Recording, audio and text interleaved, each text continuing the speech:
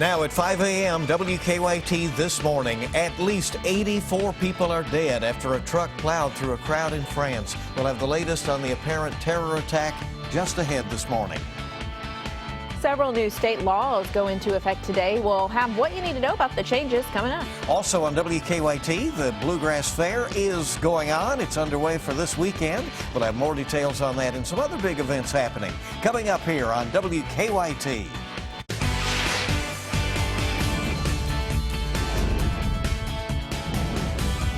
This is WKYT This Morning. Good morning. Welcome in. I'm Rebecca Smith. I'm Bill Bryant. So good to have you with us on WKYT This Morning. The weekend is almost here. How's that going to work out for us weather-wise? Well, here's meteorologist Micah Harris. Good morning. Hey, good morning. Yeah, the weekend is looking much drier. There's some fantastic news in the forecast. Today, it's not all that bad. It's still going to be humid outside. I will tell you this, a couple of rumbles of thunder are possible as we travel off towards your afternoon. Not much going on early this morning. Temperatures upper 60s to around 70 degrees as you walk out the door. Much better feel than the past couple of days. Past couple of days have been mid-70s.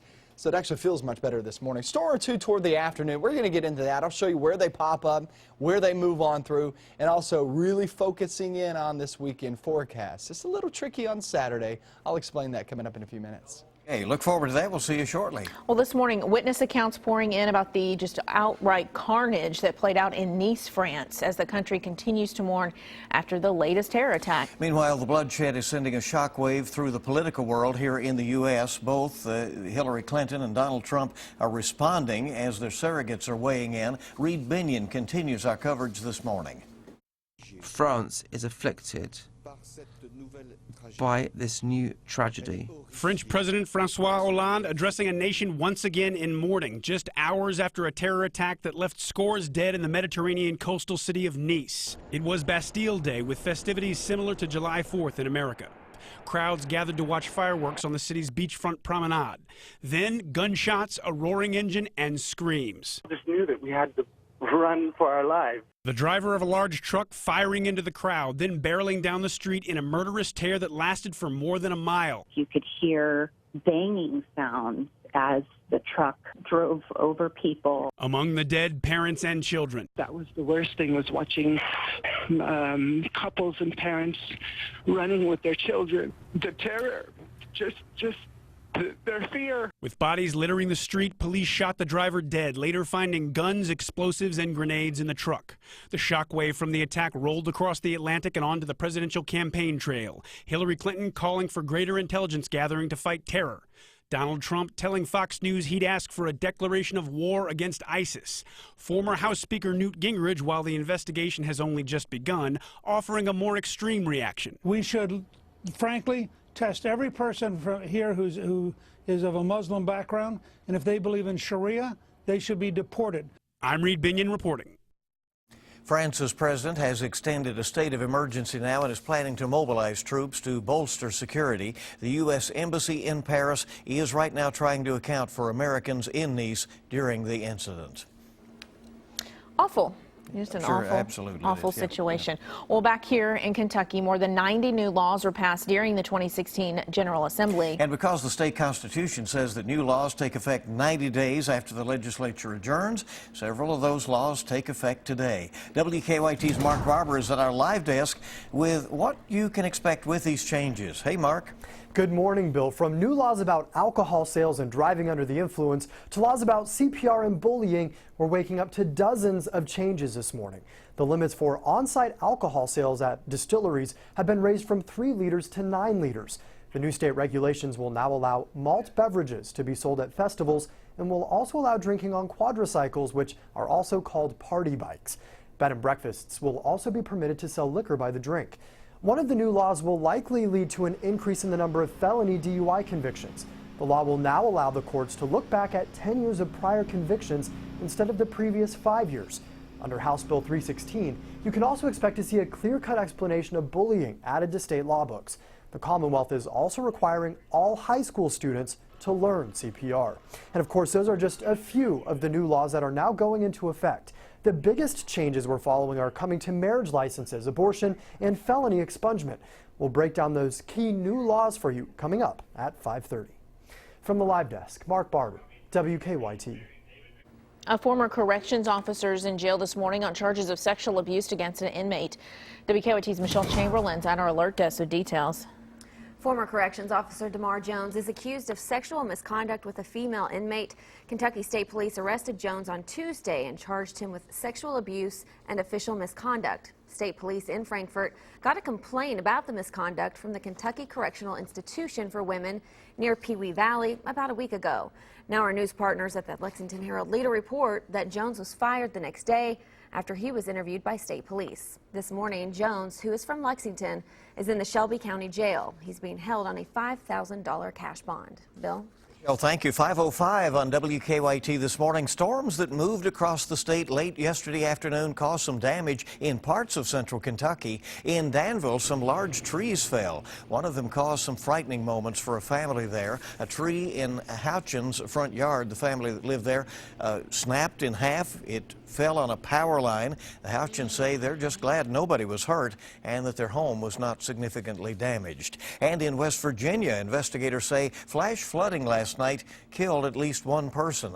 They say a woman died in Cabell County, which is not far from the Kentucky state line, and some people had to be rescued when water swamped their homes in the Huntington area. Remember, you can track severe storms and all the weather with our WKYT weather and traffic app. Download that for free in the Google app or the Google Play stores. Well, the Kentucky Department of Fish and Wildlife is investigating a possible drowning in Grant County. Search crews were called to Williamstown Lake yesterday afternoon. They have not released too many details about the missing person. An eastern Kentucky restaurant has reopened 2 months after an SUV caused extensive damage there. Surveillance video showed the vehicle crashing into a subway in the McDowell community of Floyd County. A manager of the restaurant was standing outside at the time and was hit by the SUV as well. She suffered a fractured nose, a broken toe, needed some stitches. She has since recovered and has now returned to work. No one else was seriously injured. That crash caused thousands of dollars in damage. Took out the doors, took out our sandwich units, our ovens, the next wallet damaged it, and some tile on the floor. Investigators say the driver of the SUV hit the accelerator by accident while trying to park. A Lexington woman is being featured in People magazine. Carol Mullins is among those profiled for losing 100 pounds or more. She's the woman on the left on the cover. Mullins says she lost weight after being diagnosed with diabetes, high cholesterol, and high blood pressure. She credits Weight Watchers and kickboxing for helping her lose weight. The issue goes on sale today. Well, congratulations, yes, Carol. What very quite an cute accomplishment. Very cute swimsuit as well. I really like it. And worthy of some national attention there. All right, a lot going on here in the Bluegrass this weekend. Lots of events. A lot of things to do here in Lexington. You can enjoy rides, food, live entertainment. Of course, we're talking about the Bluegrass Fair, and Mike Byer is live there this morning. Are you getting me a funnel cake? I'd like to know. Good morning, Mike. Good morning, Rebecca. I was just going to bring that up. If you want some funnel cakes, elephant ears, some good rides to take part in, even some fun games to do, I got the place to be, the Bluegrass Fair. It's quiet now, but that won't be the case later this afternoon. It's going to be beautiful weather, so come on out. For over 55 years, the Lexington Lions Club has presented this fair, a fair that raises funds for community organizations to provide vision and hearing services to people who cannot afford them. Now, the fair is fun for the entire family. This year, there are over 100 fair rides, games, and scheduled events. The gates open at 5 p.m. weekdays and at 3 p.m. on weekends. Admission into the fair will cost you $6, but is free for ages 6 and under. If you're a thrill seeker, I am, you can get your fix by riding all the exciting rides by getting a wristband for $20.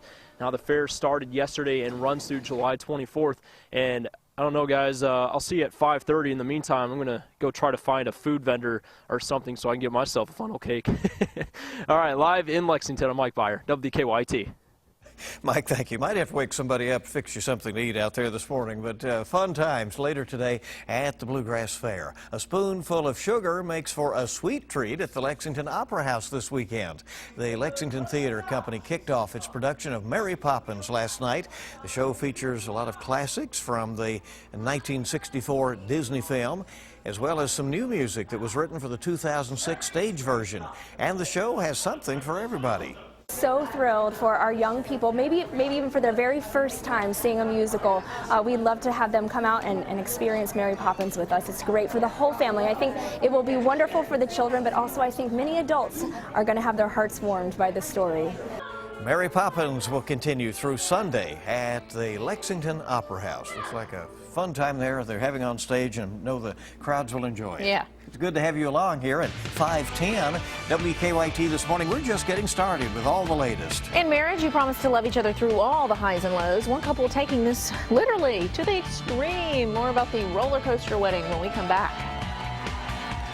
Have a couple of sprinkles down south, but the good news here for today and off towards your weekend, it's a drier forecast. Not fully dry, but drier. I'm going to explain that coming up next. Now, your zone-by-zone forecast with meteorologist Micah Harris. Not much going on this morning. Actually, a pretty good start to the day. And not just because we don't have rain showers around. We do have a couple of blips here and there in southern Kentucky. But we also have those temperatures down, especially from the past couple of days where we've been in the low to mid 70s. Walking out the door early in the morning, dew point's way high. It's not like that this morning. So there is at least some decent news as you wake up early this morning. Defender Radar Network, a few blips showing up down toward Clinton County, Wayne County, and also McCreary County. Heads up, Whitley County is kind of making its way towards you. But the thing that's been happening the past couple of hours since I've been here at work is it travels over our state border. It gets a little bit farther toward the north, and then it just kind of fades away. You see that rolling through Estill County? That's pretty much what you're going to see out of this stuff. There's not much kickback behind that, so don't expect any thunderstorms rolling around. 69 degrees right now in Lexington. We're at 70 degrees in Richmond. Look at the upper 60s. Actually feels pretty good as you walk out the door, relatively speaking, because the past couple of days just haven't felt that great. We go through your day. Here's the breakdown. Slight chance through the morning hours. Get into your afternoon, and what happens? You start to see these clouds build and also seeing a couple of rumbles of thunder. Not a great chance of rain, only 40% chance. So most of us stay dry. We just can't rule out a passing shower or thunderstorm. Starts in the north. That's where it pops up and then moves southbound. So once it gets to the southern zones, I do expect it just kind of fade away as we head off into the evening and night. The weekend doesn't look all that bad. We're sitting there with mostly dry conditions there for your weekend. Let's talk about your 7-day forecast. And here's your look across the area.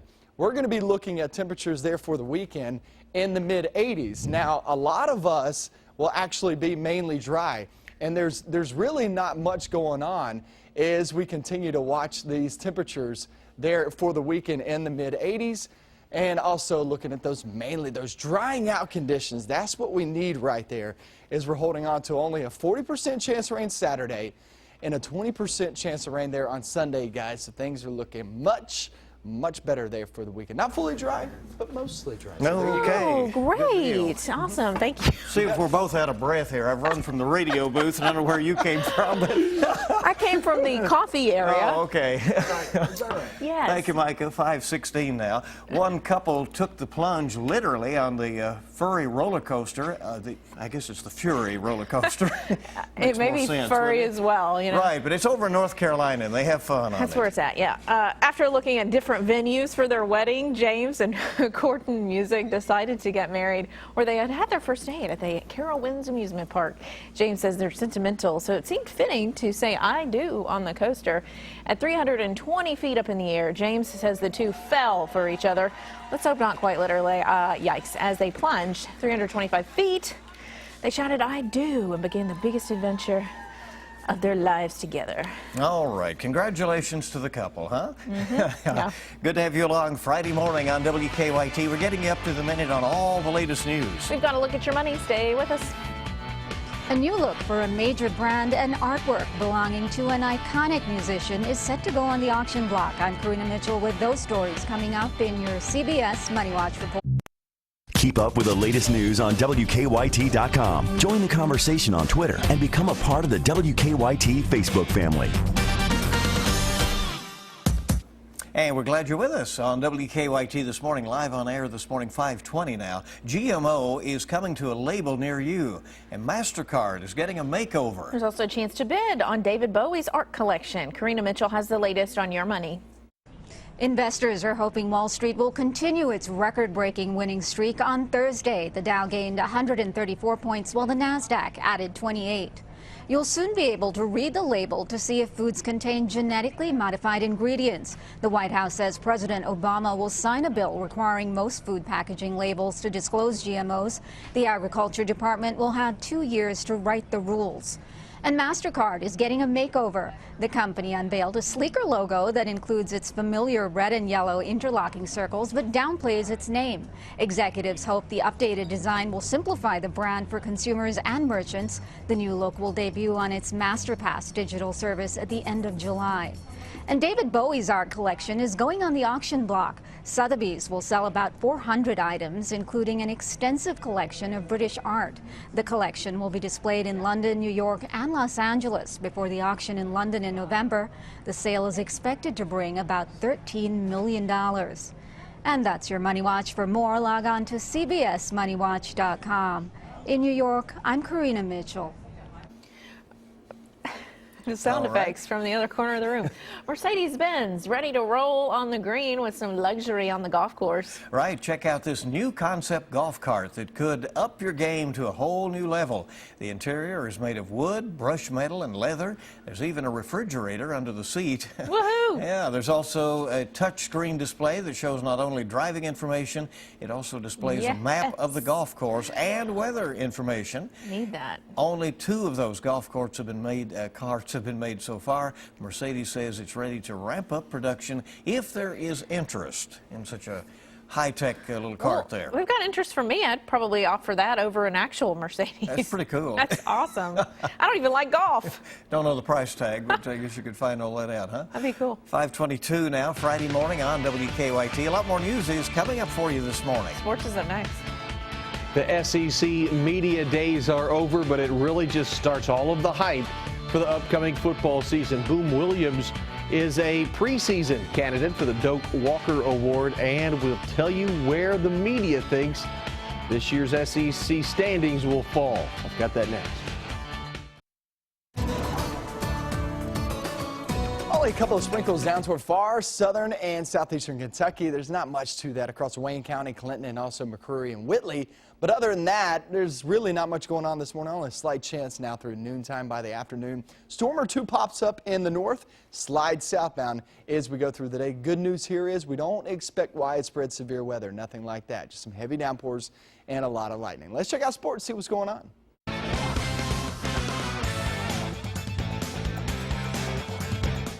Mark Stoops will welcome his players into fall camp August 4th. That's just 3 weeks away. Stoops is hopeful his offense, which is now in the hands of Eddie Gran, will come together this fall. The Cats are on their 3rd offensive coordinator in 3 years, and Stoops said life is about adjusting to change. It is different, but you know, I said it in the main room as well. The only constant in life, whoever said this, but someone once said that the only constant in life is change. And we have to adapt to that. There is change. There's change at every program. You don't like to see that change, certainly with your coordinator year in and year out. But our players have great leadership in Eddie Gran. The styles are not drastically different. And you have quite a few practices to get prepared and ready to go. A key piece of the Wildcats offense is Boom Williams. He's a candidate for the Doak Walker Award that goes to college football's top running back. Last season, Williams had 5 games of more than 100 yards rushing for UK, and he averaged a school record 7.1 yards per carry. So we'll see how often the man named Boom gets his hands on the football. Here's how the media predicted the order of finish in the SEC Eastern Division. The Cats getting a little bit more respect than normal, picked 4th. Kentucky did not receive any votes to win the division. But somehow Vanderbilt and South Carolina do. Go figure. Tennessee picked to win the East, Florida 2nd, Georgia 3rd. In the West, Alabama is again a solid choice over number 2 LSU. Ole Miss is 3rd, followed by Texas A&M. And for the overall championship, no surprise, Alabama picked to defend its title. LSU is next. Tennessee is your number 3 choice, followed by the Georgia Bulldogs. Vandy and South Carolina getting votes has to be a joke. That's a look at sports. Enjoy your Friday.